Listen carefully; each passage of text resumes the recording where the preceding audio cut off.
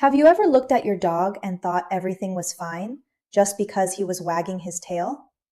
I need you to stop for a second and think about that, because that assumption, as innocent as it seems, might be causing your dog more suffering than you realize. Hi, I'm Larissa, a veterinarian, and today I'm talking about something that I see affecting dogs every single day in my clinic: chronic stress. And one of the things that breaks my heart the most is when a tutor sits across from me and says, "But he seemed happy." Because here's what most people don't know.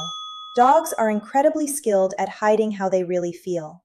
And right now, as you watch this video, your dog might be sending you clear stress signals that you have never been trained to read. Stay with me until the end, because what I'm about to share with you could completely change the way you understand and care for your dog. And if you share your life with a dog, any age, any breed, this is for you. Let's start with something fundamental. What is stress in dogs, and why does it matter so much?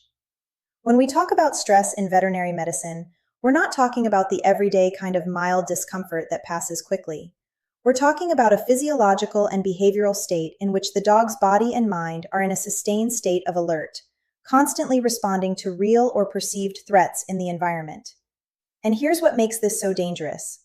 Dogs evolved as masters of emotional suppression. They learned, over thousands of years of coexistence with humans and in pack hierarchies, to minimize visible signs of vulnerability.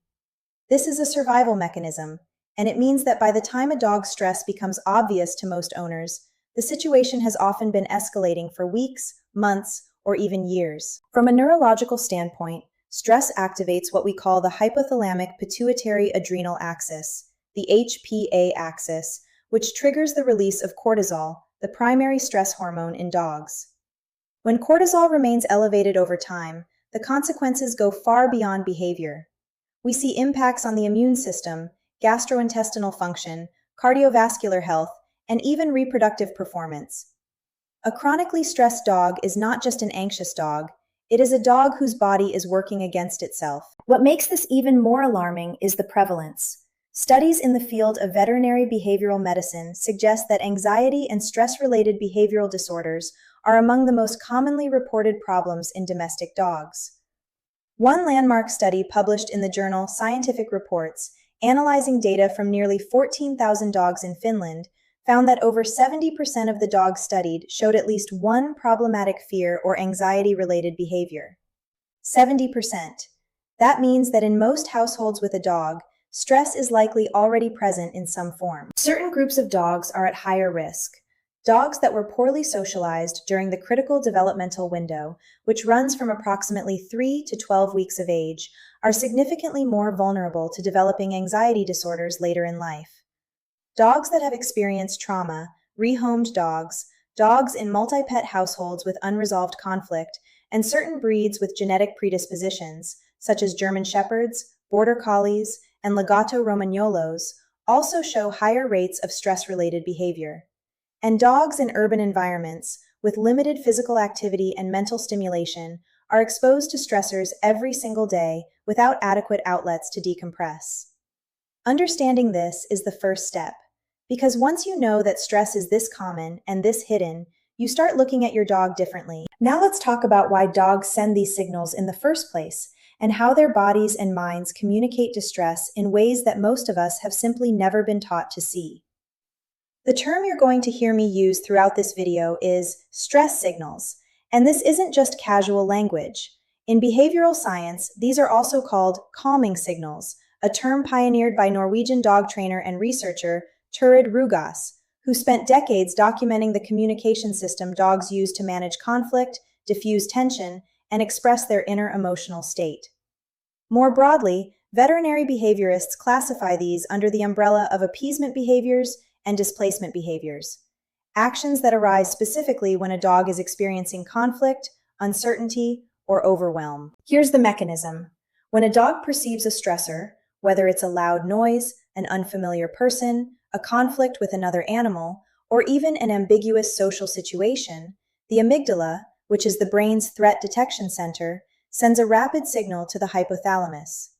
This triggers the fight or flight or freeze response through two pathways: the fast-acting sympathetic nervous system, which causes immediate physical changes like increased heart rate and muscle tension, and the slower HPA axis, which releases cortisol.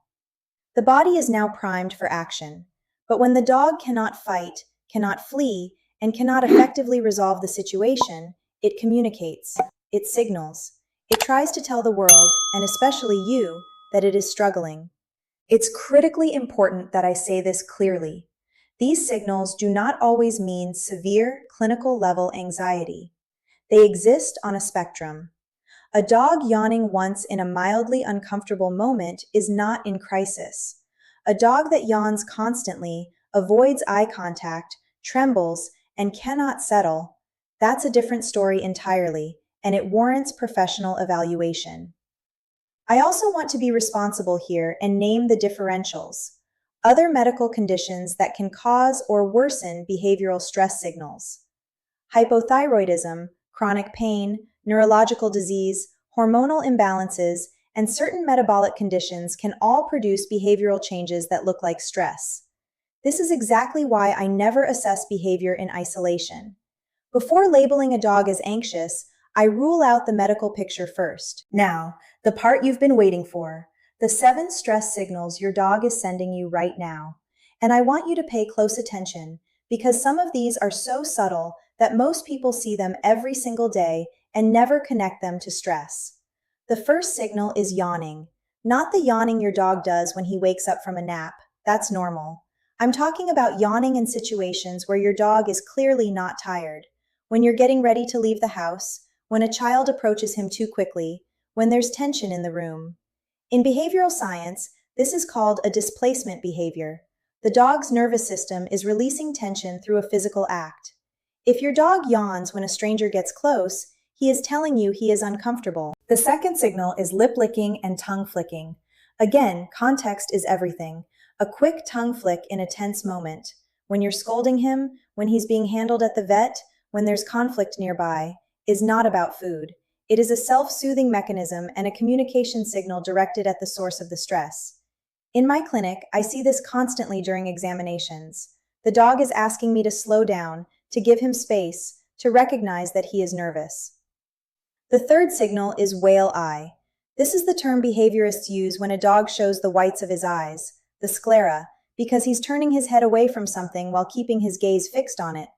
It looks unsettling, and it should. It's one of the clearest indicators that a dog is feeling threatened and is trying to decide what to do next. A dog showing whale eye needs space, immediately. The fourth signal is tail position and movement. A wagging tail does not automatically mean a happy dog. Tail wagging is communication, and the height of the tail and the pattern of movement tell completely different stories. A tail held low and wagging in tight, fast movements is a sign of submission and anxiety. A tail tucked between the hind legs is a sign of fear. A high, stiff tail held over the back can actually signal arousal and potential aggression. The tail is a barometer. You have to read the whole dog, not just the tail. The fifth signal is panting when it's not hot. Dogs pant to regulate body temperature. That's normal. But panting in cool environments, in the absence of exercise, especially when accompanied by restlessness or an inability to settle, that is physiological stress leaking through. Cortisol increases respiratory rate and causes the dog to pant as part of the activation response. If your dog pants in the car, at the vet, or during thunderstorms, that panting is telling you something. The sixth signal is piloerection, the raising of the hackles. The fur along the dog's spine and sometimes the base of the tail stands up involuntarily, driven by the sympathetic nervous system. Many owners don't notice this at all. Run your hand slowly along your dog's back when he seems tense. You may feel it before you see it. It is a direct physical response to perceived threat, and it can occur even in dogs that appear otherwise calm on the surface. The seventh signal is freezing. When a dog goes completely still, stops moving, holds his breath, becomes rigid, this is the freeze component of the stress response. It is frequently misread as the dog being good or calm. In reality, it is often a precursor to a reactive response. A frozen dog is a dog that is making a decision. Giving him space in that moment is not optional. It is essential. Together, these 7 signals form what veterinary behaviorists call the stress signal continuum, a language that dogs speak constantly and that most humans have simply never been taught to understand. Research by Beerda and colleagues confirmed that these behavioral indicators correlate directly with elevated physiological stress markers, including cortisol and heart rate. The earlier you learn to read them, the earlier you can intervene, and the better the outcome for your dog. Recognizing the signals at home is a crucial first step. But knowing what to do with that information, knowing how to bring it to your veterinarian and what kind of assessment to expect, that's equally important. And this is a section I feel very strongly about because behavioral health is still undervalued in veterinary practice, and many tutors don't know how to advocate for their dogs. When you bring a dog to me with suspected stress or anxiety, the first thing I do is take a thorough history. I want to know when the behavior started, what the triggers are, how long it lasts, and how the dog responds when the stressor is removed. I use validated behavioral assessment tools, structured questionnaires that help me map the dog's emotional profile across different contexts. One of the most widely used internationally is the Canine Behavioral Assessment and Research Questionnaire, known as CBARQ, developed by researchers at the University of Pennsylvania.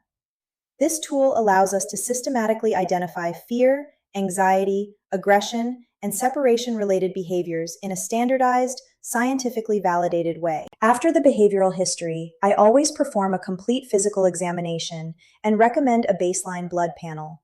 This is non-negotiable. I need to rule out hypothyroidism, pain, neurological conditions, and other medical causes before I can attribute behavior to a purely psychological origin.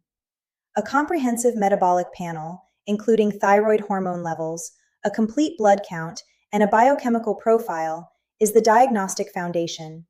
Skipping this step is skipping medicine. In some cases, particularly when stress-related behavior is severe, I may refer the dog to a veterinary behaviorist, a specialist with advanced training in animal behavior who can conduct a more detailed ethological assessment and, when appropriate, prescribe behavioral medication. This specialty is growing in availability and recognition across many countries, and it represents the gold standard of care for complex behavioral cases. I also want to address the preventive check-in piece here. Just as you bring your dog in annually for vaccines and parasite prevention, behavioral wellness should be part of that routine visit. The American Veterinary Medical Association and the American College of Veterinary Behaviorists both emphasize that behavioral health is a core component of overall well-being, not an add-on, not a luxury. If your veterinarian doesn't bring it up, you bring it up. Ask directly. Can we talk about how my dog is coping emotionally? That question alone can change the conversation. I'm going to be honest with you right now, and I hope you hear this with the care that I mean it. If your dog is experiencing chronic stress or a clinical anxiety disorder, there is no quick fix. There is no single trick, no magic command, no weekend training camp that will resolve it. But, and this is an important but, with the right multimodal approach, most dogs improve significantly, and many achieve a genuinely good quality of life. Let me walk you through the pillars of what that approach looks like. The first and most evidence-based pillar is behavioral modification. This means working systematically with a qualified professional to change the dog's emotional response to stressors. The gold standard techniques are desensitization and counter-conditioning, gradually and carefully exposing the dog to the trigger at a level that doesn't overwhelm him, while simultaneously pairing that exposure with something the dog finds highly positive. Over time, the dog learns a new association. The fear or anxiety response begins to weaken. This takes time, it takes consistency, and it should never be rushed. I want to be direct about something. Punishment-based training, yelling, physical corrections, shock collars, has been demonstrated in multiple peer-reviewed studies to increase anxiety, aggression, and fear responses in dogs. I will never recommend it. The science does not support it, and more importantly, your dog does not deserve it. The second pillar is environmental enrichment and management. This means reducing the dog's exposure to unavoidable stressors while simultaneously providing adequate outlets for physical exercise, mental stimulation, and species-appropriate behavior. A dog that is bored, understimulated, and physically inactive accumulate stress that has nowhere to go. Food puzzles, nosework activities, appropriate play, and predictable daily routines are not optional extras. They are foundational to behavioral health. Structure is a form of security. The third pillar, when appropriate, is pharmacological support. I want to demystify this because there is significant stigma around behavioral medication in veterinary medicine, and that stigma costs dogs quality of life. When anxiety is severe enough to prevent learning, when the emotional arousal is so high that behavioral modification alone cannot gain traction, medication creates the neurological window in which therapy becomes possible. Drugs like fluoxetine, clomipramine, and trazodone, used under veterinary supervision and always in combination with behavioral work, have strong evidence supporting their use in canine anxiety disorders. Medication is not a crutch, it is a bridge. Each dog is different, each case requires an individualized plan, and that is why ongoing veterinary support, not just a single consultation, but a genuine therapeutic relationship over time, is not negotiable when you're managing a dog with behavioral health challenges. I want to be clear, you cannot prevent every form of stress in your dog's life. Some dogs have genetic predispositions to anxiety. Some have histories we will never fully know. And the world itself, with its sirens, strangers, and unpredictability, is not something we can fully control. But there is a great deal you can do, starting today. The single most important preventive investment you can make is early, positive socialization. Between 3 and 12 weeks of age, puppies form their foundational associations with the world. Exposing them, carefully, positively, without forcing or flooding, to a wide variety of people, environments, sounds, and surfaces during this window dramatically reduces the likelihood of fear and anxiety disorders in adult life. Research going back to the 1960s confirmed this critical period, and everything we've learned since has reinforced it. If you have a young puppy right now, this window is open. Don't waste it. For dogs of any age, never use punishment as a communication strategy. I know this can be hard to hear, especially if you grew up with certain ideas about discipline and hierarchy. But the science is clear and consistent. Punishment-based techniques increase cortisol, damage the human-animal bond, and, critically, suppress the stress signals. The dog stops showing them not because he's better, but because he's learned that showing them is also punished. That is not resolution. That is suppression, and it is genuinely dangerous. A dog who no longer signals is a dog who may react without warning. Create predictability in your dog's daily life. Dogs are creatures of routine. Inconsistent feeding times, unpredictable social interactions, and chaotic household environments are inherently more stressful. A consistent schedule is not rigid or boring. It is the structure that allows a dog to feel safe. And one final thing I need to say. Never use products marketed as calming solutions, whether essential oils, supplements, or over-the-counter drops, without discussing them with your veterinarian first. Some of these are harmless and ineffective. Others can be actively harmful. Your dog's mental health deserves the same scientific rigor as his physical health. I know this was a lot of information, and I also know that some of you are watching this right now and thinking back to moments with your dog, moments you now see differently. That's okay. That's actually exactly what this video was meant to do. The yawn when you raised your voice, the lip lick when the children hugged him too tight, the way he sometimes goes very still. You see it now. And seeing it is the beginning of everything. What I want you to do next is simple. Pay attention to your dog today. Really pay attention. And if you recognize 3 or more of the signals I described, make an appointment with your veterinarian. Tell them you want to discuss your dog's behavioral health. Bring this video if it helps. If this content was useful to you, share it with other dog owners, because this information can genuinely change a dog's life. And I'd love to know, which of these 7 signals did you recognize in your own dog? Tell me in the comments. I read every single one. Take good care of your dogs, and I'll see you in the next video.